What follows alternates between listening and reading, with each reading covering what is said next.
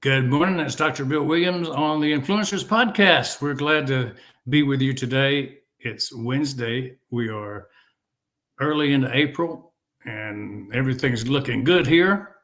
Got a treat for you today. We're going to be talking with Dmitriy Peregudov, founder and CEO of Giftsenda.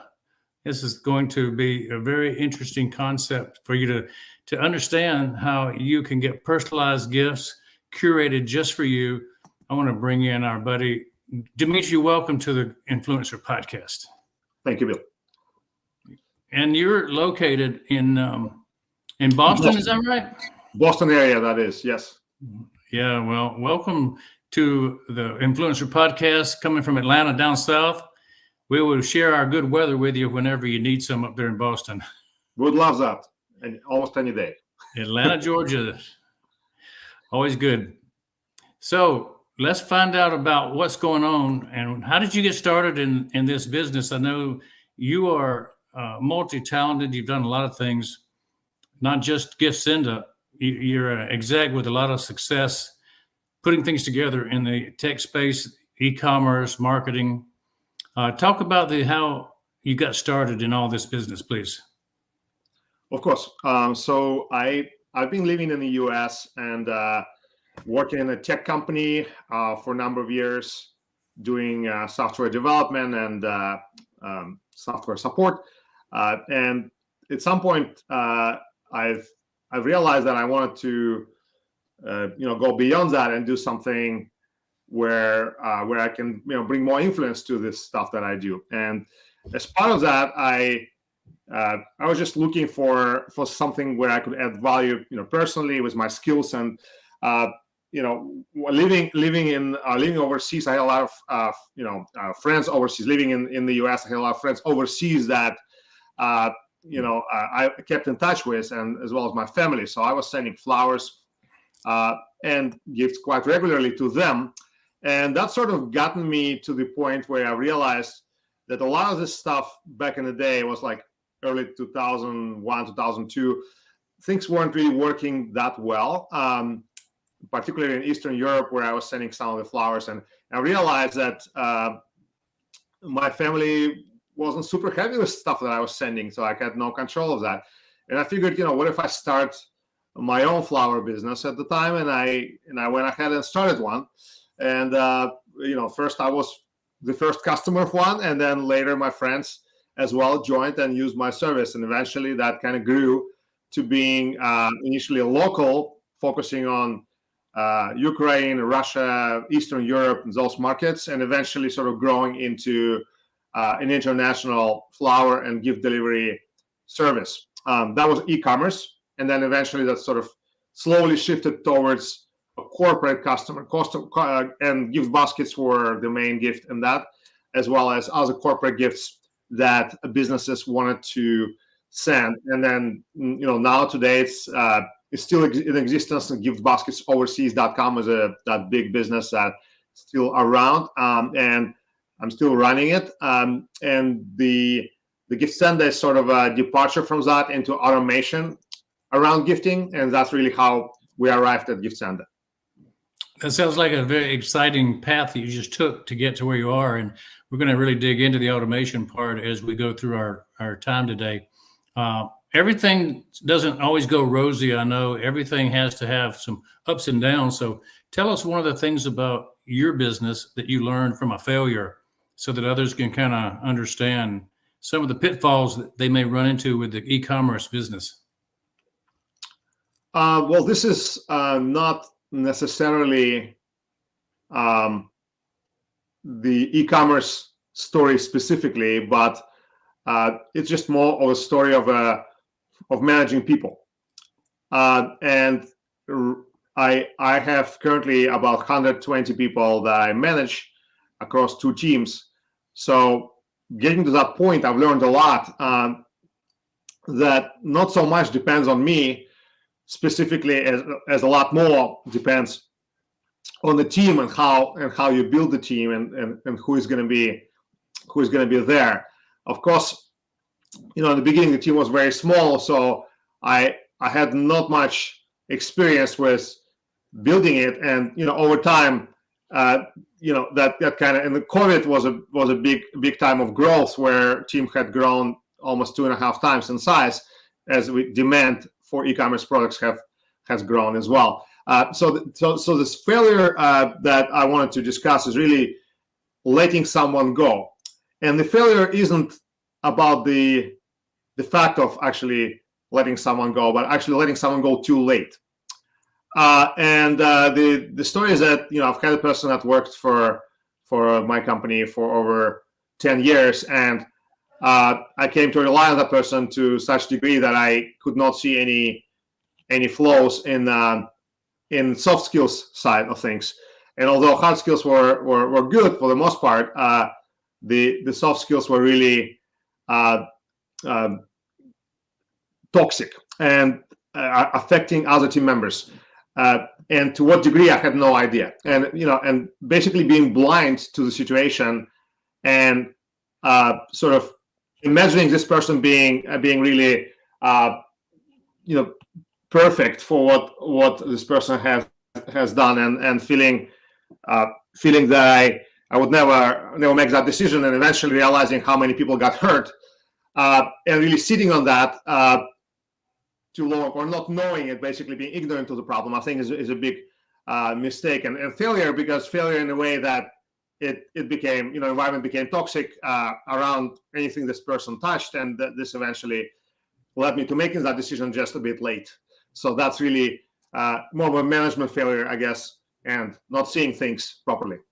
So you're saying timing of getting rid of the toxic person is the issue, and you overcame it by, you finally just had enough and had to make the change. Exactly, and things went, it became a lot easier after that, and I was surprised how easy it became. I could not imagine the company without this person. Eventually, when I made that decision, I was like, wow, this can work, and actually works better. And a lot of other people could actually breathe, which is most important in this situation. The team has to win. The team has to get the benefit, and that's really important. Yeah, I kind of agree with that. In the dental practice, we would always, over 50 years that I was practicing dentistry, it always had times where there were toxic individuals who got on the team, and there was a big sigh of relief once they left the team. Everybody else had a good reason to accept the change, and sometimes the boss makes the change too late. So I can see what other things do people do in business, particularly e-commerce, that cause that business to fail? You got any short list of things? Yeah. Mistakes I could mention that I would say initially I didn't look at this business seriously enough. I would say, well, this is my hobby business. I would do it on this, exactly, like a part-time thing, like a little gig, whatever we call it now, right? And I had a full-time job that paid, benefits, paid well, and I was happy with that part of it. Just, I guess the challenge was sort of a bit missing there, to the point where I wanted to do something more. And I think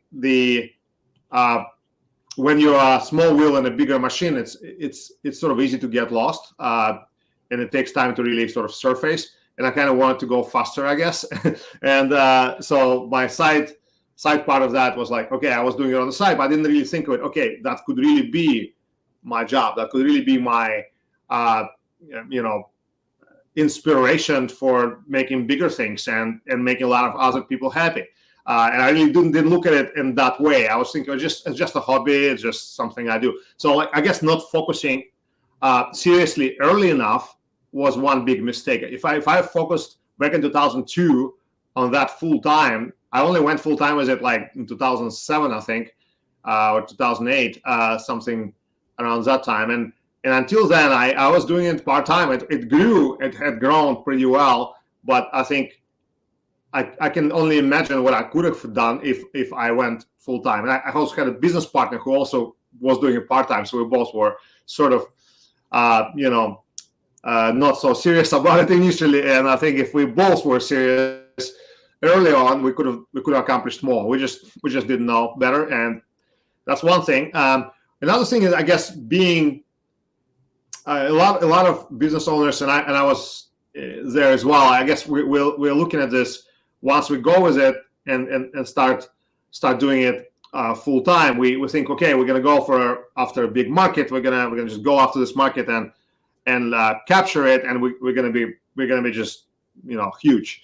Well, what I've learned in this huge market, you're gonna really find a niche, the way that you can do really well, much better than others on the same market, and really focus on that sub market, or so to speak, or sub group of customers, or anything that is definable and can be focused on for a small business, right? If you don't have huge deep pockets, don't have investors lined up with millions of dollars, you need to start really small and do it really well, better than some bigger guys who have done it across a bigger market. And I think that realization came over time, and we gotten good at certain things that we've done, and I think that's what propelled our growth forward in those niche markets and those niche areas. So I would say think small, think big, but act small, at first, to really focus and build that up. As you build it, you can go bigger, but don't go big right away. That's like one learning. And I think I was a bit too ambitious when I did go with it. I was thinking of a much bigger, defocused way to go after market. So those are kind of a couple things that I wanted to mention. Yeah, those things I identify with, totally trying to do secondary jobs to being a dentist. I was teaching, I was running masterminds and doing things. And so they were my hobby jobs, and they only could be done to the 6-figure level. If we were doing 7 figures in the main business we had, you never put enough emphasis on the side gig, and it never does grow like you think it might. But yeah, I agree. I identify with that. What motivates you now internally to keep moving forward and developing this business? You're going global, I understand. Yes.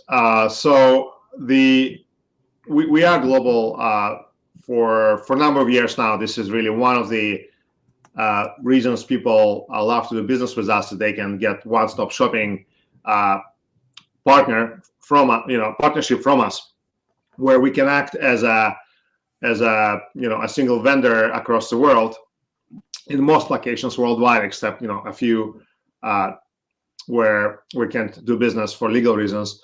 But generally, yes, we are international. Our growth lately is really more about the product depth. We're going after perfecting what we offer, because our customers already love our service. They love what we offer. Sometimes they don't go with us because they feel some of the products we offer are not fully servicing their needs. So we're just going after those gaps in the product line, and also automation, looking for automation opportunities where our customers would save time and receive the sort of service they need around sales process improvements, where gifting is playing an important role, or employee reward recognition programs, where we can also play an important role with gifting. So those are kind of areas we're going after, use cases that we in the past weren't really thinking about. Like, we were mostly looking at loyalty gifts for corporate, and we were looking at personal gifts on the B2C side, people living overseas, family and friends, and romantic gifts and so on. But now our focus is really a lot more on the corporate customer, where we can add a lot of value with our automation. We have a very sizable development team, and we can really do great things with that, and deliver what customers expect with respect to automation. Yeah, I think you're on the right track. You seem to have found the niche. We always had corporate gifts given to us as part of our large company that we were a part of the last 10 years. And so I saw the needs. I saw the gifts coming in. They had to send them to 1,200 dentists. And the dentist had some particular interest in having something that reflected how they had served their company all year long, and they wanted a gift that reflected. And so that was always the interesting thing, is what could they come up with that was unique enough and it would be appreciated. That's the key when you're talking about gifting. Will it be unique and appreciated? So tell us, what are some of the success secrets you have in curating and personalizing your gifts? So that's an excellent question. But before I answer, can I ask you about those dental, the gifts that the dentist received? Were they all the same that dentists received the same kind of gifts, or was they different? How were they personalized? Well, there were two different levels, and for the holiday season at the end of the year is always the same for everybody. Yep.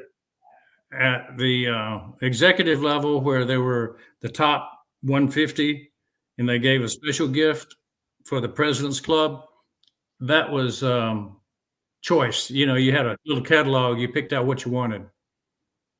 Yep, great. Yeah, so that's perfect. And those are great examples. And we have customers as well that are doing either one of those things. And Christmas, a lot of the time, the same gift is being sent. Even sometimes across the world, we deliver similar gifts in various countries. And there are different tiers and so on. And personalization is certainly a very good example that you're giving, where the recipient has a choice of something from a catalog, and that's exactly what Giftsenda offers. So I'm glad that you were ahead of me there. Actually, have done this sort of things, and I'm sure that those kind of gifts were well received, where the person on the receiver's end has really a selection of things to choose from. But more importantly, it comes with a thought about the recipient as opposed to the sender. Because sometimes we senders, we think, okay, we'll just send the gift, and we think we kind of know that this is going to work out. But there's so many different things that can happen. Say you're sending a gift basket that may have chocolate in it, may have wine in it.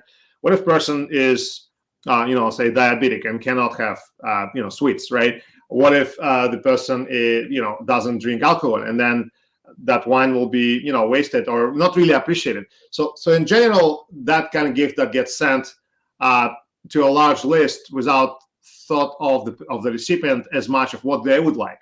How much do I know about the recipient? Oftentimes we don't know much, right? So it's very difficult to personalize. If you're sending it to a friend, of course, okay, this friend drinks red wine, or this friend, can't have sweets, and so on. Or this friend likes golf, and I'll send them a golf, a golf-themed basket. But the idea is like, okay, if I don't know anything, what would I do? How would I make sure that my gift is a hit, right? And it's actually impactful, and that's something memorable. And it's not necessarily about you, because a lot of people think, well, I'm gonna put my logo on that gift, and that's gonna be a great gift. But the thing is, yes, a lot of people like swag and sending stuff about their company, but we have to remember the main idea of the gift is to be about the recipient, not you, the sender, right? So if you think about it that way, yes, you can add swag if you want, but don't make it really a focal point of the gift. Like, make sure that the person still has a choice, even in a swag gift. So say there's a t-shirt, there's a hoodie, or maybe a baseball cap, maybe there's a blanket with the logo. I mean, let them choose, right? It still can be a choice. So what Giftsenda does, we offer a collection of gifts, be that a gift basket or even a gift card to a certain shop, versus things like experience gifts, or sports gifts, and so on, or some swag items that the recipient would like to choose for themselves. And then you make it about them. They're going to get a selection.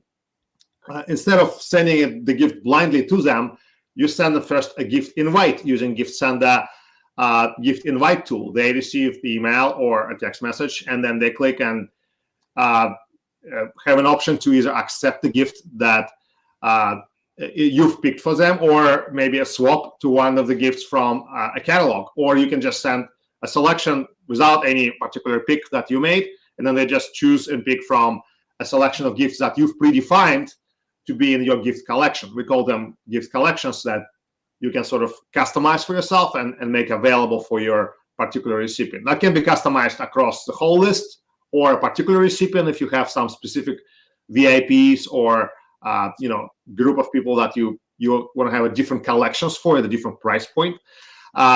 And last but not the least, say the recipient doesn't want to accept the gift at all, and they just, nowadays it's very, very fashionable to actually do gifts to charity. So I'm sure you've seen things like on the Facebook or LinkedIn, people say, well, don't send me a birthday gift, donate to this charity of my choice. Yeah. So that's an option as well. If they don't want to accept the gift, they can donate the value of the monetary value of that gift to a charity. And there's a selection of charities. We've partnered with an excellent company that has that integration available so that we can. That sounds like a unique addition. I haven't heard that one before. Yeah. So that you can decline. It's not going to go to you. It just goes to a charity. And then, or you can just decline altogether. Say you have some sort of a policy in your company that doesn't allow you to accept gifts. And guess what? You just click button, decline. No strings attached. Nothing happens. And what's more, the sender doesn't get charged, which I think is very interesting, because if you send the gift out, say a customer sends a gift with us to Germany or somewhere in the US, they already paid for the gift. They send it out. They sent it out with some e-commerce company, or maybe they sent it directly themselves. They pack it up and send it. They spent money on shipping. They spent money to get put the gift together, right? The actual content. Oftentimes, when the recipient declines the gift, it has to basically be returned, or sometimes if it's international, it may have to be destroyed, because if it has some perishables and so on, there's so many laws around it. So at the end, you may end up losing the value of the gift, or losing a significant chunk as it gets refurbished or returned, right? So that's like you're risking your money when your budget when you send the gift directly without understanding all the intricacy of the corporate policies across your customers' lists. And oftentimes we don't know that these policies change all the time. There's certain things like $50 gifts is okay, but $100 gift may not be okay anymore, and so on. So there's so many different laws and policies in this space, and also industry-specific policies. Like in certain professions, it's not even legal to accept any gifts at all. So like, you're not knowing it, you may fall into the trap of wasting budget. But this Giftsenda solution allows you to send it risk-free if it gets declined, maybe with some text and message that recipient can actually leave and say, sorry, I can't accept this, and blah blah blah. Right. I had that same thing happen to me. I put together several hundred shock and awe boxes for business clientele in our local area, sent them over to the Chamber of Commerce, and there were some city officials that were a part of it, and they had to turn them all down because, city officials are not able to take even a $10 gift, zero. So exactly. Yeah, government officials particularly don't have the ability sometimes. Tell me about your company motto. Anything specific that you like to use? Well, it's about the purpose of our company. I wouldn't call it necessarily a motto, but the purpose, right, and what we care about. About 10 years into doing it, we realized we're not in the business of sending gifts. And so the backstory is that we realized we actually, the reason why we learned that, we were looking at different complaints that we received in early days, and customers were mostly complaining not about the product, but about the greeting card not being found in the basket or being somewhere like deep inside. It's hard to locate. Who it's from? Right, exactly. That's a big question, right? So like, from is so important, right? Because you as a sender, you want to be, attached to some way to the emotional value that you're putting into the basket. The basket itself is less important. So we realized that we're actually sending greeting cards and attach baskets to those cards. So once we rethought that, we realized that, okay, if that's what we do, we're not really in the business of gifting. We're actually in the business of connecting people. So that's really a great insight. That's the realization came early on, and one of the things we said, okay, one of our websites, we even had like a slogan, sending emotions over the oceans. That was in the B2C days. Like, we were saying, okay, we are connecting two individuals that care about each other in some way, right? Like, in the business context, you think about it, it's actually very similar. maybe the motives are different, maybe the use cases are different, but they still do two different people. One behind one company, another is behind another company, or maybe not even a company. It could be business sending to a consumer and so on.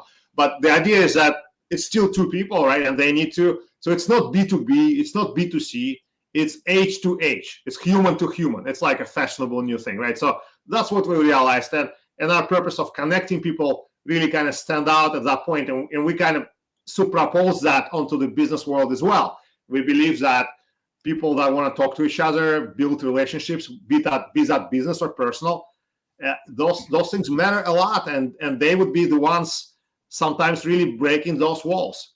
And that's why one of the use cases for Giftsenda is actually making the cold leads into warm, right? Not even a customer relationship yet. You have a very long list of people you want to potentially talk to, and Giftsenda allows you to send a very inexpensive gift, say $5 coffee gift card to Starbucks, and you want to just have a meeting over Zoom or over coffee, right?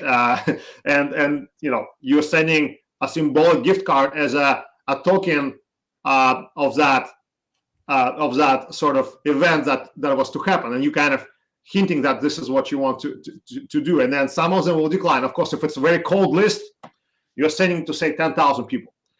Out of this 10,000, maybe 3% of these, 5% of these actually accept the meeting, right? But your funnel, like think about the funnel, that actually goes narrow, and now you only have 300 people to talk to, right?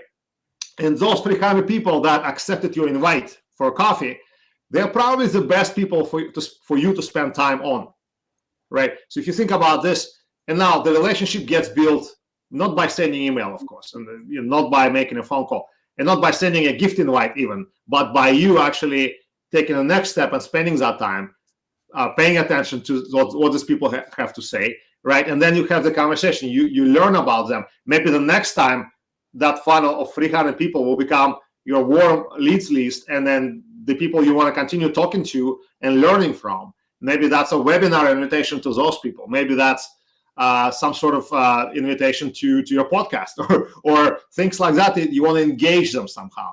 And then that's your next gift. Maybe your next value is, I don't know, $25, or you can build it up in your own way. And eventually, maybe it's a celebration of a business relationship, and you send them a celebratory gift for an appreciation for them signing a deal or going with you. And maybe in the future, it's appreciation gifts for being your customer. And so you have those points in your sales funnel. I would call relationship funnel even, right? Because you think about this, not just sales. It could be beyond that. So it's a relationship funnel, a relationship timeline, right? And then each time is something that you find points to gift someone and to connect with someone. Yeah, that was very interesting that you led into the funnel with a new thought for me anyway, that you build relationship through gifting attached to the funnel at different stages. And it has an escalation in what you're doing as they go through the funnel, getting closer to the bottom line. Very interesting, very insightful.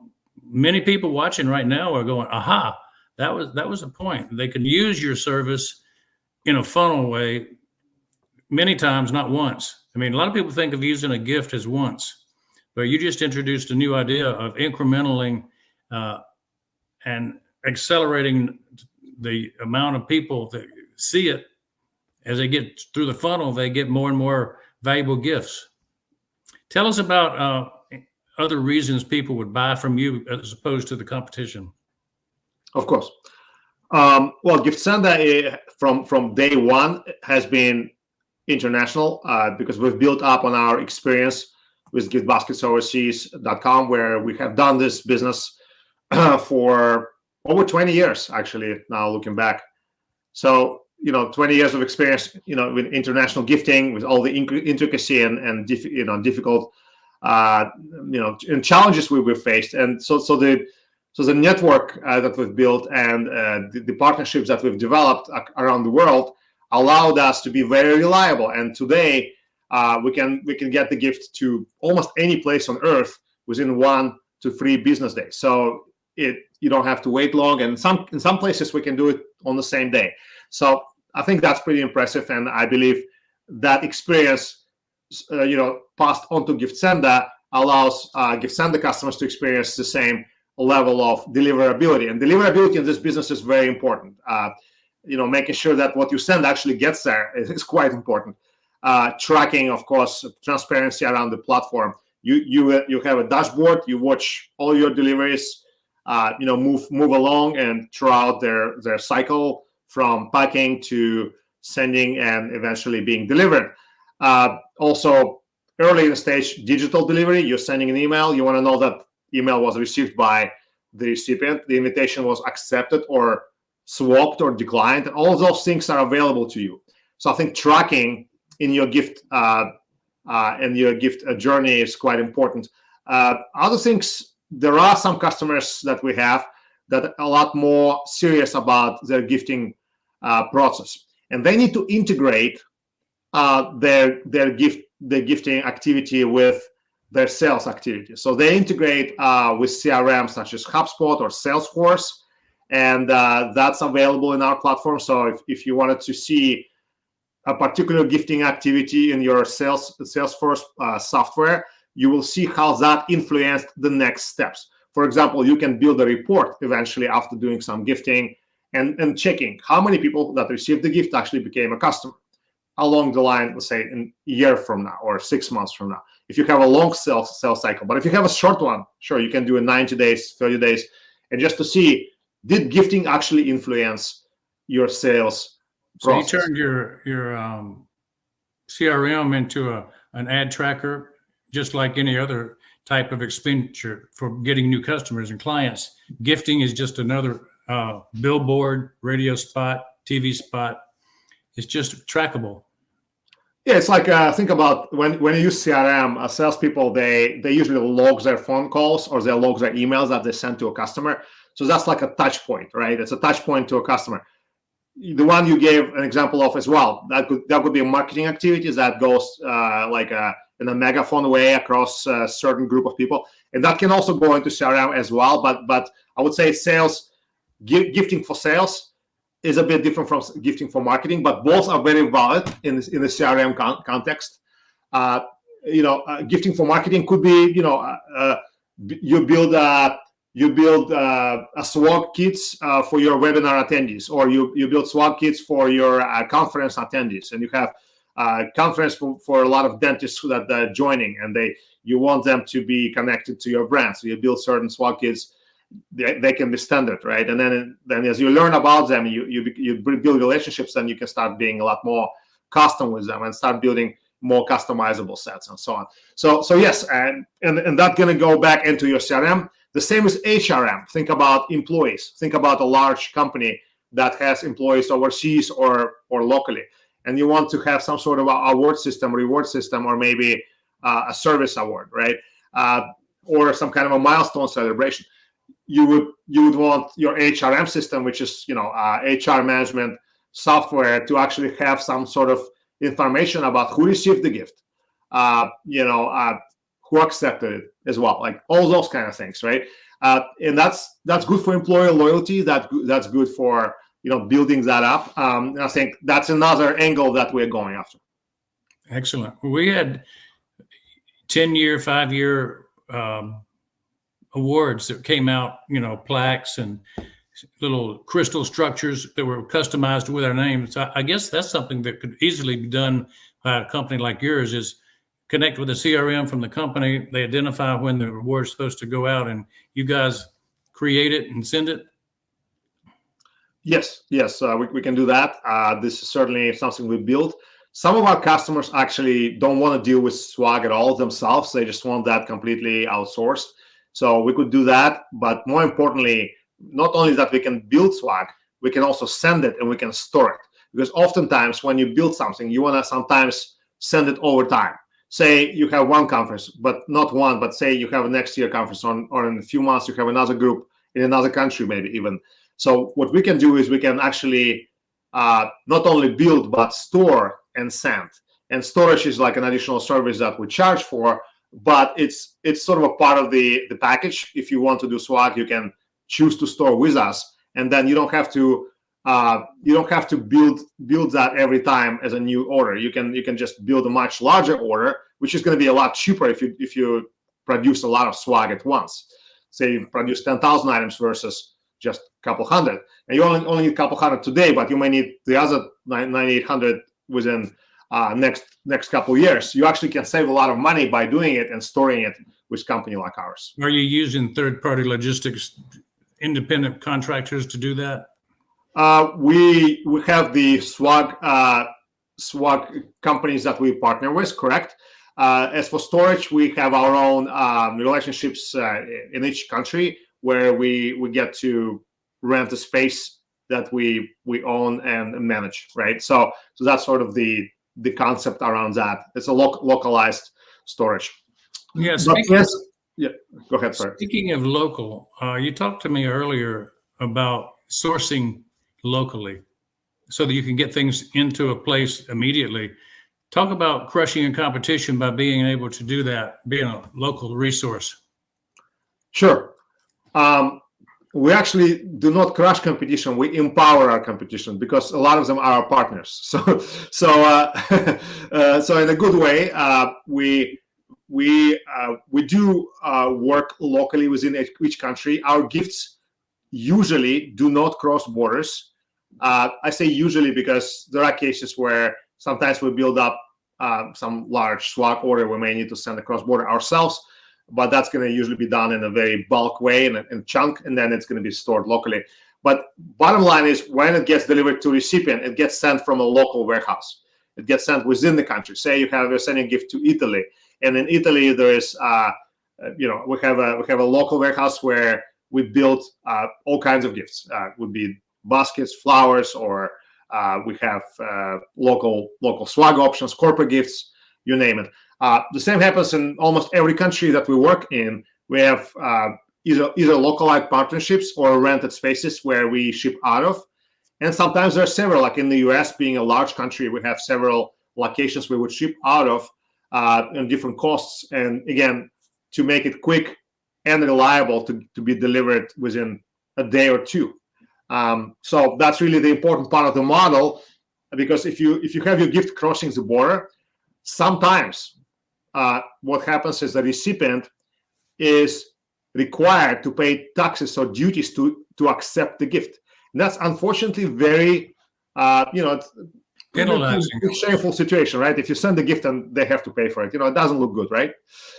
So our model protects you from that. That's very important. That's very important. We send things to Kenya, to Qatar, to England. And so, yeah, I know about gifting internationally. It can take as much to pay for the gift to go across the ocean, and then the duty on it when they open it. You've doubled or tripled your cost. Correct. And that's one of the things that we do. We ensure that majority of the value goes into the gift itself, and the shipping is really a minimal. I mean, if you look at shipping fees, they are between $15 and $27 on average on a per gift level. So they're fairly moderate. Yet the gift itself will get the most of the value. So if you're sending $100 basket, only about 20% of the overall expense would go towards shipping. Excellent. Well, what about your clients? Tell us, where do you find the clients? Well, majority of our marketing activity is inbound. So we advertise heavily on Google, so it's pay-per-clicks. Also, we're pretty good about our SEO. We're serious about it. Of course, social engagement is important. So LinkedIn and X, formerly Twitter, those are important places for us on the corporate side. But generally, the search is really the biggest, I think. Paid search or organic, both of them are quite important channels for us. So ideal customer would probably be on a corporate side. That would be either a marketing or sales head, or a director of marketing or sales, or manager. could be VP of sales, depending on the company. Also on the HR side, could be director of human resources, or someone responsible for loyalty and employee engagement, right? And who believes in gifting, right? So those are important things. And on the personal side, there are also customers that live overseas, away from family. People sending to their kids who are exchange students overseas, right? People working overseas, immigrants, right? All kinds of use cases there as well. Yeah. If you're talking about a company your size and the fact that you're in a growth mode, how aggressive are you guys on getting new clients? Finding more gifts to send, more clients to send the gifts. What is the goal of your company right now in expansion? Sure. Well, we do a lot of work with existing customer base because we have quite a large customer base, and probably more than 10,000 companies already using us. So for us, I think it's more important to figure out the way how to service these customers better and how to make sure they are happy and remain happy, and also maybe have opportunities for them to expand their business with us. So we're probably doing more of that and focusing on that. On the new customer acquisition, we are of course also always welcoming new customers.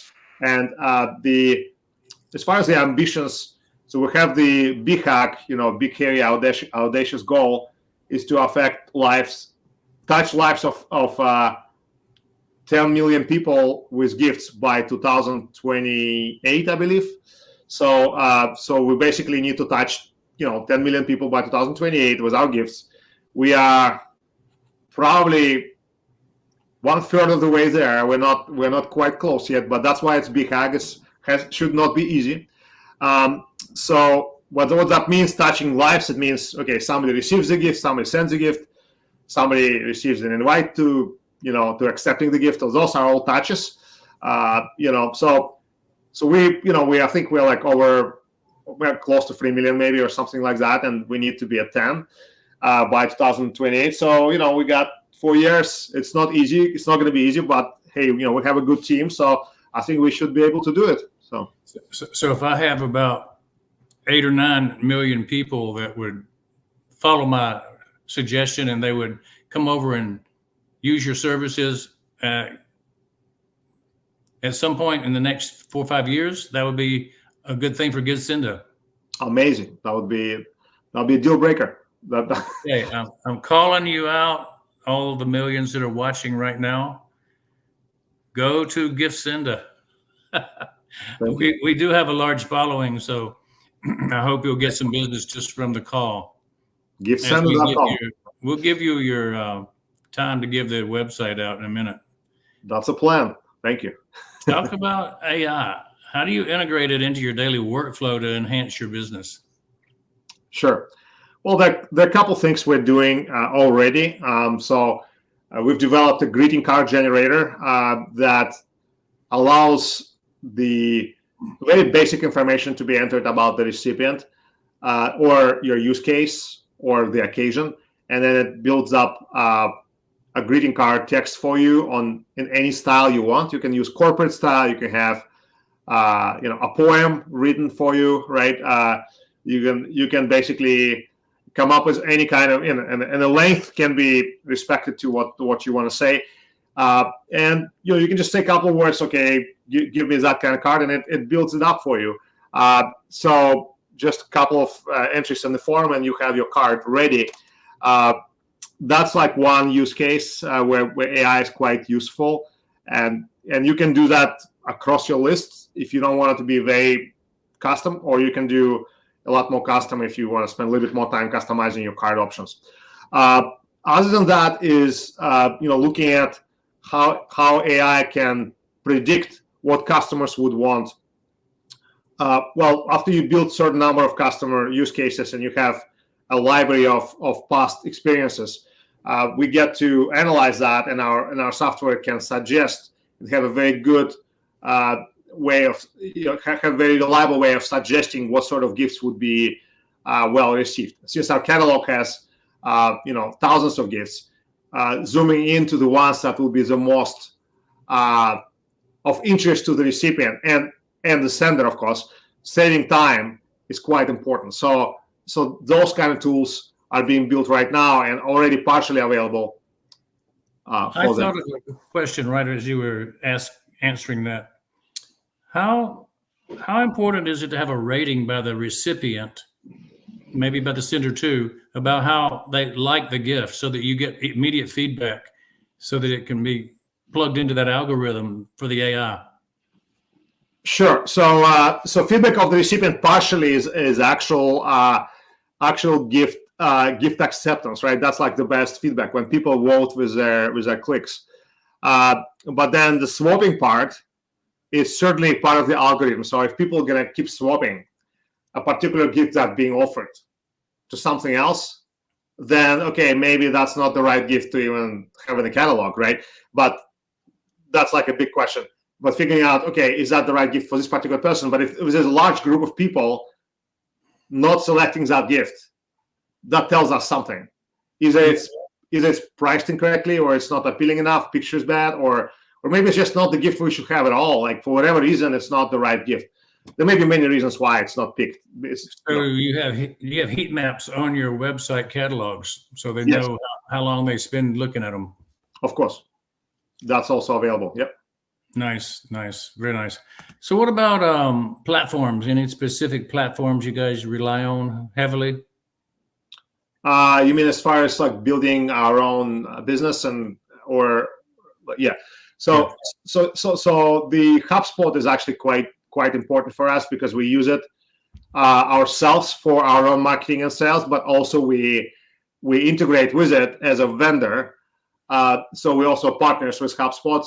So in essence, anybody who is a HubSpot customer who wants to integrate gifting into their sales funnel or into their loyalty program, they can actually use Giftsenda like an add-on and install that add-on as part of their HubSpot system. So that's something that we also, so basically HubSpot is quite important for us.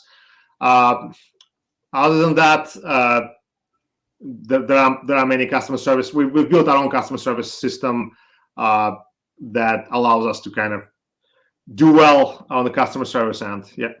So integration may be the most valuable thing. You can take the marketing power of HubSpot, match it with what you've got.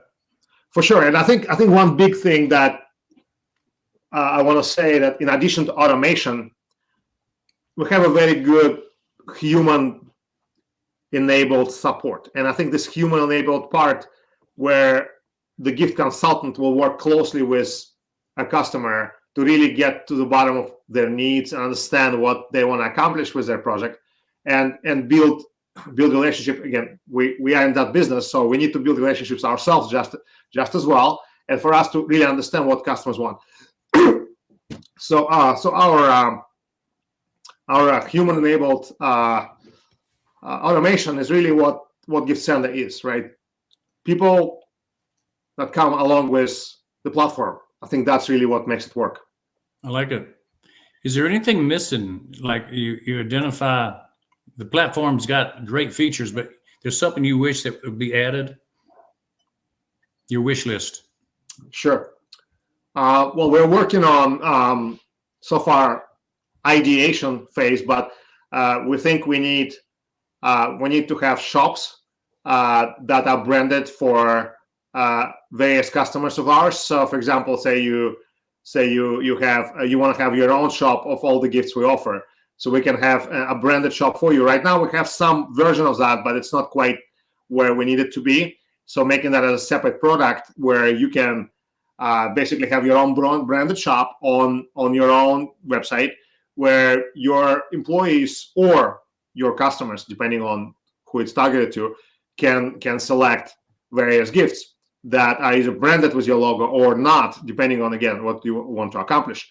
So that's like one way that we could sort of expand into that, and doing that internationally, it's quite it's quite challenging.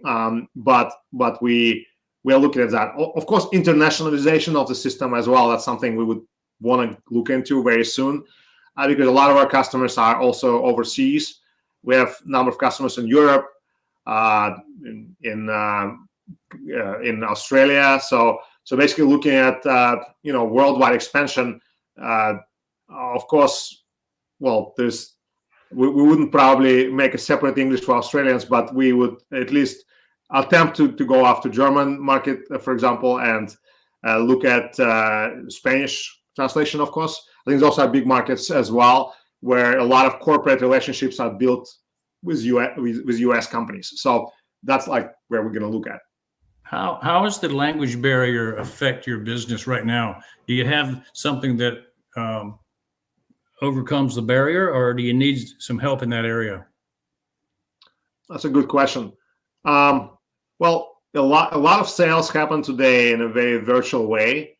I believe you have to be approachable, and the copy on the website has to be easy to read. There used to be those tools that you give them your website and they tell you what degree you need to actually understand what's written on the page.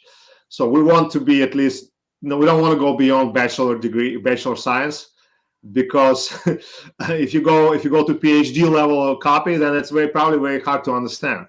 So of course it's symbolic, but like idea is that make it simple, make it easy to understand, clarify what it is that you are offering, and I think our marketers do a good job, and I think they get to connect with various kinds of people, at least in the English-speaking world, and they're able to do it well. And some of our marketers are in the US, and others are in other English-speaking countries. So we get to have a mixed team that understands various cultures. We have some people in South Africa, for example, and their English is different, and of course, but they understand cultural context of the business world, and I think we all sort of speak the same language. And in Giftsenda, the culture that we have is very important. And I think the culture partially defines how we do things outside as well. And I believe that connection really exists between how we do things inside and how we appear outside. So that barrier, we try to actually be one of our core values, by the way, on the culture side, is flexibility. So being approachable, being easy to do business with is actually quite important for us. And language barrier is one of those things that we would think of an obstacle, right? And like that we don't want to deal with that much. We want to sort of resolve right up front. So I don't think we have that problem, but of course, I mean, working internationally, you might sometimes get a situation where you wish you had the German salesperson or something, right? So yeah. Well, we'll come back to that question in just a minute, because it's an interesting one that I wanted to throw out there. But let's focus now on more you personally. You've had 15 years of success growing into this business. Sounds as if you're doing an extremely good job with so many satisfied clients. What advice would you give to yourself if you were 20 years old now? Well, do more sports. But actually the balance of figuring out the balance, I think is quite important.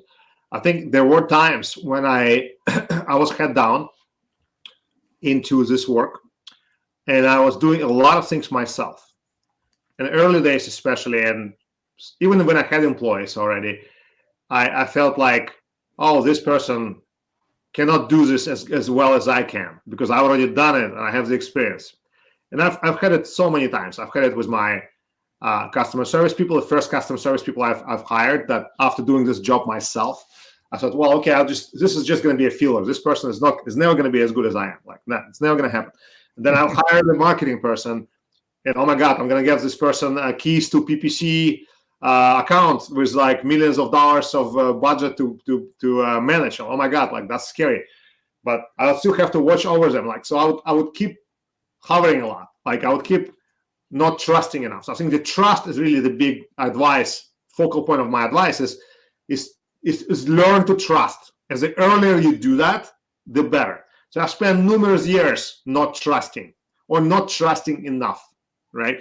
Of course, it comes to figuring out who you got to hire, and figuring out that part is quite important, hiring the right people, and then you can actually trust those people. So that's quite connected. So at first, I guess I didn't even know how to hire the right people, so that's another problem. But once you figure that out, trust is so important. As the earlier you do it, as soon as you hire, you just let them drive, because at the end, they're going to be so much better than you are in all of those places. Trust but verify. Yes. Yes. We always had a saying too, like you brought up earlier. You want to have people that I lost the train of thought. Just suddenly I was going to give it back to you. Talking about perfection. Well, I'll come back to it. What do you want to be remembered for when it's all said and done? That's kind of something that I like to have our audience understand about your legacy that you want to leave. Sure. Well,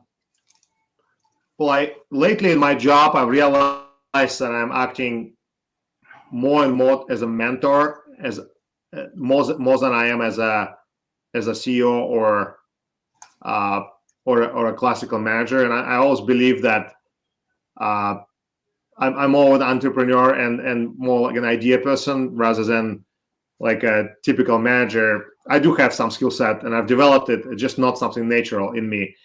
I went and got my MBA, and that sort of helped a bit to streamline my work stuff around this. But I believe it's really more around ideas, and ideas, they don't live in a vacuum. They need to be passed on. So I believe that I could be remembered as a good coach that passes on those ideas to those who work for me or worked for me at some point. Maybe at some point that will become actually my job of being a coach or being a public speaker, or maybe teaching in a business school or something, right? And those could be the things that I'd like to, I guess, do more towards the end of my career. I'm not quite there yet, and I love what I do, but I still want to do that even now, where some of the employees, they're empowered by what I say, they are engaged, they grow, and I want to be remembered as a person who helped them grow. Yeah. Your idea of success and mine match closely, because as I was successful in my business, my main drive after taking care of myself and my family was to help other people that do what I do be more successful, to not just do the work and leave when I'm done, retired. I wanted to leave a legacy where people could actually do what I was doing. I felt like I was top 1% of the whole profession I was in. And I didn't want to see people just sit around being 50% of what they could be. So I see that that's what you're interested in too, is giving back to people who are in your business. I thought of that point that I wanted to bring up, and you so eloquently said it earlier. I say be firm in principle, but flexible in procedure. You know, you have core values, your culture, but you're flexible to work around to try to help people get to that goal. So yes, that was the point I was going to make, and you're doing that perfectly right now. Thank you. Thanks for recognizing that, Bill. Appreciate it. What I want to know is, how do people get in touch with Giftsenda? How do they order? How do they get a catalog? What's the website? So give us your connection points. Of course. Thank you. So the website is giftsenda.com. That's basically the brand website. Then you can obviously just choose choose to connect, by filling out the form on the website, or just send us an email at team@giftsenda.com. So those are the ways to get in touch. Other than that, of course, you can also email me directly, Dmitry, Dmitry @giftsenda.com. I'm happy to also talk to you and answer any questions you may have. Thank you. Appreciate that, Dmitry. What do you have to say about being on the Influencer podcast today? Well, I've enjoyed it very much. I like the questions. I think that actually uncovers some of the things that I wasn't even thinking about myself, and that sort of picks in certain areas that I maybe was either afraid or wasn't thinking of going into. So I'm glad that I had that experience. It actually makes me think about things even beyond that podcast and what's going to happen next. How is that going to work? And I'm glad that I had a chance to think about it with you. A lot of times we do our podcast with a guest, and 50% of the time we talk about the guest personal life or their motivations in life rather than their business. And it's so enjoyable to get to know people in that way. And when you are understood, when people feel like they know you, then they want to do business with you. And it does help, I think, to bring out the personal side. So thank you for being part of our show today. And we're going to go into another segment in a minute, but I want to give you the final word about Giftsenda right now. So thanks again for listening to Giftsenda's story. And I hope you would have a chance to experience Giftsenda or our e-commerce website, giftbasketsoverseas.com, and really learn about, we'd love to learn from you, and maybe you can tell us how we can continue improving. And thanks for listening. Absolutely. Thank you so much, Dmitry, for sharing the time with us today. And I'm sure that there's going to be an uptick in people coming to your website, and there's going to be an uptick in people learning how to utilize Giftsenda. It's a very valuable concept. The curation of gifts that are personalized can't be beat. And it can save you a lot of time. And can it save money too? Of course. That's even better. It's cheaper than many people might think. You don't probably add a 50% on top of the cost of an item. No, we do not. And we have very flexible plans. There's a subscription available, but also you can go without one. And there are a lot of flexible options around gifting. Excellent. For you guys who want to reach me, go over here to the top QR code. That gets to my digital business card. If you want to be on the Influencer Podcast, there's a way through that. And in the digital business card, we basically focus on two areas. One is the Influencer Podcast, which you'll find at drbillwilliams.tv, my website. And it also has information also about our second QR code up here, the one that's related to passive, with the AI technology in every product. For instance, OTrim is a URL shortener, a QR code maker, and a custom URL creator, all in one with tracking ability. And so if you want to find out where your customers are coming from, use these kind of tools, and we give that away free for everybody that wants it. So you're welcome to come in and try anything. But today I want to focus on one thing when we talk about some options for people. And this might be something that would benefit a company like yours, Dmitry. OConnect is the next world standard for video conferencing. And we are in 195 countries.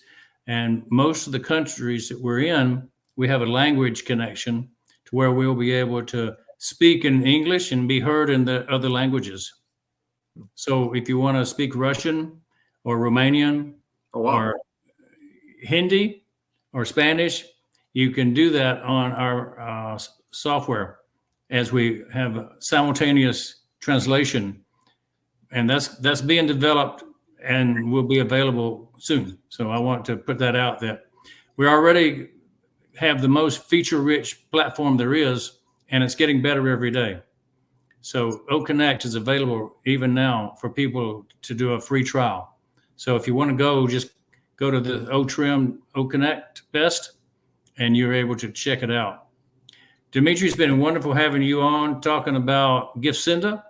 Thank you guys for attending all out there around the world, and we are looking forward to having you back on the Influencer Podcast for another episode coming up soon. Good night, good day, good morning, wherever you are in the world.